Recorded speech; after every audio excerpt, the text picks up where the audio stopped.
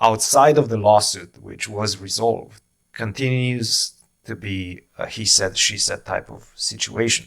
And perhaps we should also say what Danny said on Twitter in response to all of these allegations, just to kind of try to keep an unbiased perspective.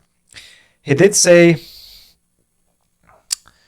that nobody colluded in regards to this point that Rensch has made. Nobody colluded to blackball you.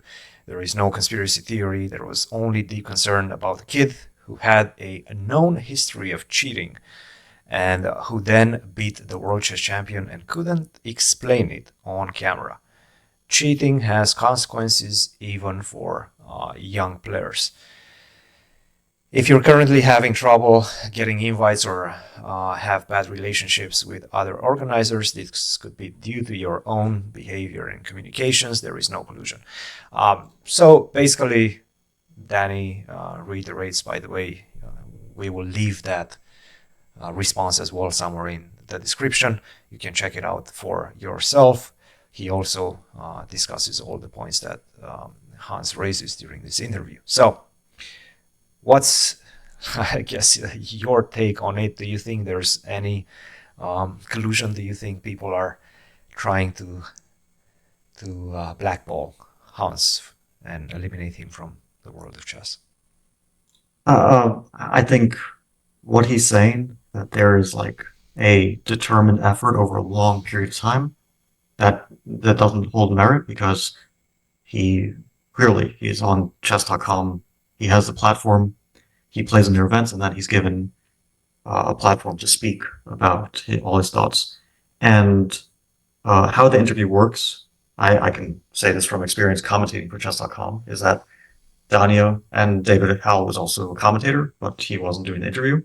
They have the producer in their ear who tells them basically like, now maybe you asked about this, or now you take 30 seconds, or like, David, now you speak for 30 seconds, now Dania, you speak for a minute, and so on. A lot of it can be spontaneous, but a lot of it is being directed by like the nature of the conversation could be directed by a producer.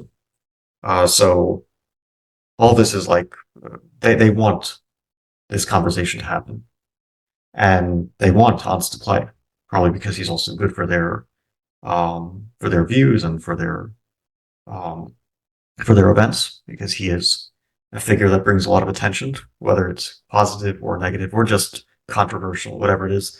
He's obviously a person that people want to watch and talk about and watch play chess. And if you're trying to get someone out of your events, then you probably don't, allow them to continue playing all your events and being basically like the centerpiece, as he has been for the Speed Chess Championship. He's basically been the most talked about person, right? So you can't say these people are all against me while you're on. I mean, you can say it obviously, but it doesn't really, to me, ring true if you're saying, okay, all these people are against me while you're. It's like if I went to a country and I said, they're trying to imprison me, and meanwhile they're just like giving me a platform to speak, and then they don't imprison me, and then I keep saying, well, they're trying to imprison me, but all they're doing is giving me opportunities to interview. But if we go back in time, so that's why I say it's not like a continued effort. If we go back in time, and just to first of all, kind of drill on that point, Danny does mention that as well. You are now back on chess.com. By the way, he's giving a 30-minute interview to discuss all of these things, and he's not being cut out by the host, which I don't think they should. Which can be. They shouldn't. They should allow him to speak his mind. Again, interesting. Exactly, and that's exactly what Danny also says. You are now back But on if we chess.com, playing in all of our events, which likely would have happened much faster if you haven't filed a lawsuit that was dismissed in federal court. And we are clearly providing a platform in our events and broadcasts for you to voice your perspective. We aren't limiting you in any way. So basically exactly what you just mentioned, and this was addressed by the CEO. I do disagree with Danny on this. Okay. If we go back in the past. Okay. If you go back to, well, actually, this is a long history, right? So Hans admitted that he cheated online when he was 12, yes, and I think 16. He mentioned these two ages. Multiple times, yes. well, he didn't say multiple times, but he said like when I was 12 and 16, right? So, and of course, when you're 12 and 16, you are a child or a mid-teenager. But yeah, you're very young, and if you make some mistakes, even some serious mistakes, we of course can allow forgiveness for this. Um, but Chess.com did forgive him, right? They did not, when he initially cheated, when he was 12, when he was 16, they said, okay, we know you were cheating, but, we're going to give you a second chance and a third chance to play on our site, and this was not public. Again, Now, just to kind of give all the information about how, let's say, this banning system was working previously. I don't know if this was changed, but chess.com was generally giving a second chance to cheaters, more or less. If the cheaters or the people that broke the fair play regulations were admitting to it. So if you admit it, you're generally giving another chance, another account to play from. yeah, look, and if a 12-year-old cheats, I'm not saying, end their career, obviously. So that makes sense. But then in 2022, something changed, which was that Magnus withdrew from the tournament after he lost to Hans, right? It's very well known, all Round this. three single cup, And yes. after round three. And then chess.com made a decision to uninvite Hans from the global championship.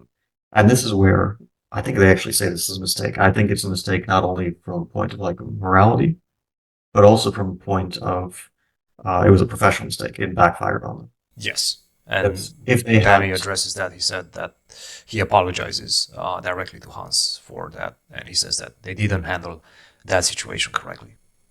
now if Hans means that in that situation there was collusion against him between and I think this was actually one of the main points of the lawsuit that basically there was a merger between the Play Magnus Group and between Chess.com.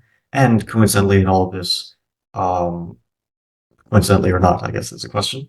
But let's say coincidentally, in all of this, there was also a cheating scandal, and Hans was blacklisted after he beat Magnus. And the idea is that Magnus lost and then started complaining to everyone, saying you have to get rid of this guy, and then all these organizations went, and did that for him.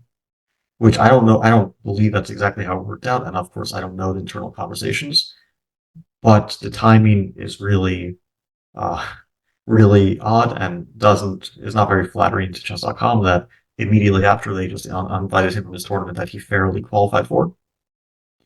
And they admit this is a mistake. I think it was a very costly one for them. And yeah, you could argue that, uh, it can't be a coincidence that Magnus and chess.com were kind of partners, and then suddenly these two seemingly unrelated events happened. And okay, so what Danny mentions is that basically, if you ruin your reputation by cheating, then the consequences of that are hard to control. Basically, that's what he means, right? Yes. On the other hand, chess.com probably should, like, in one case, you have a 19-year-old person and they're not going to act in a completely perfect manner. But as a big organization, probably you should be acting with more responsibility, right? So you should make sure that your actions are 100% morally and professionally correct. And while if you're just one person, especially a 19-year-old person, then okay, you could easily make mistakes like I think that Hans also made a miscalculation, which I think that when this all went down, he should not have made this explosive interview. I think like the correct thing to do is to try to resolve things internally. And then if you can't do that, then you go to the more explosive methods.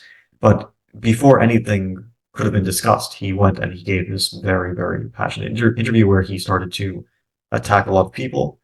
And I don't think that I think this was like his first instinct, right? He just I emotionally did this. This was definitely an instinct-based decision, I would say, but I don't know exactly. And again, I think we're just speculating at this point how much discussion was internally being had between Hans and the chess.com team. We don't know that because again, his interview, this explosive interview, happened after round 5. So this was, let's say, a day and a half after he got banned from chess.com, after he was banned from accessing his account.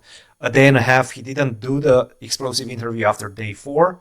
He did it after day 5. So there was a pause. Nothing of could have happened early. Like, he couldn't, if he had tried to negotiate and say, like, what you're doing is completely unfair.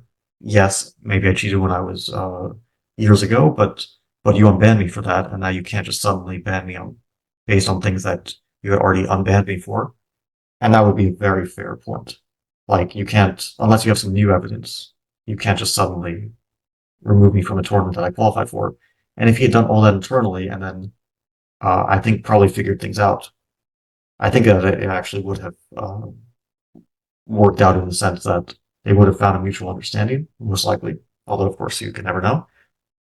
And if that doesn't work, then you go to the either public opinion or lawsuits and so on, which he actually went to both. But if you notice, once the lawsuit started, then everyone was suddenly quiet. So yeah. So the initial interview was a very emotional thing, and which you can't blame someone for being emotional in that situation. But I don't think it's the best way to go about things. Like, unless you first make sure and exhaust your options in terms of negotiation with the other party, I think that that should be the first step.